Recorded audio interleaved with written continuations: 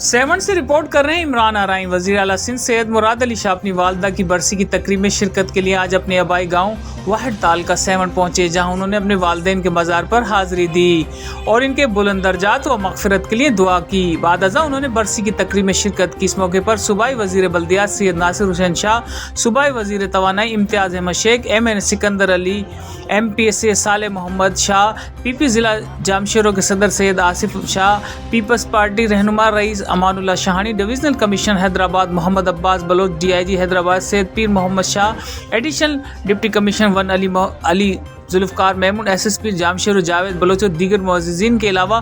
عوام الناس کی بڑی تعداد برسی کی تقریب میں شریک تھے۔ کون ہے اساں ہر دفعہ ان کے چیک کندا آیوں پر احتجاج کندا اساں ان کے اساں جی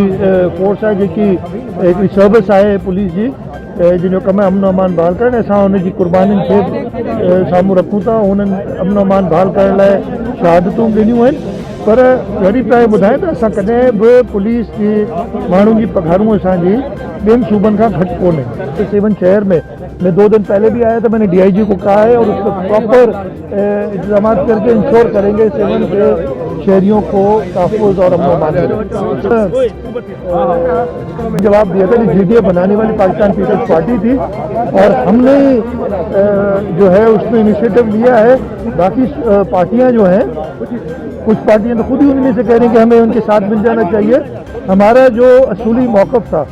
उससे सारी GDA पहले जो सिलसिले में हमसे नाराज़ हुए थे और गलत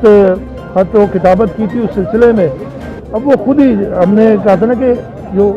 रेजिग्नेशन हैं इस्तीफ़े हैं वो आखिरी रिजॉर्ट होगा, शुरू में उसको इस्तेमाल ना करें। अब सब उस चीज़ से मान गए, वो इलेक्शन भी लड़े, उससे फ़ायदा क्या हुआ? पूरे पंजाब में PTI हारी इलेक्शंस में, सिंध में हमने PTI को हराया और लोगों का पता चल के रुझान। उसके बाद खैबर पख्तूनख्वा की इलेक्शंस, कैंटोनमेंट बोर्ड की इलेक्शंस, तो ये जमहूरी प्रोसेस में हम हिस्सा लेते रहेंगे तो लोगों के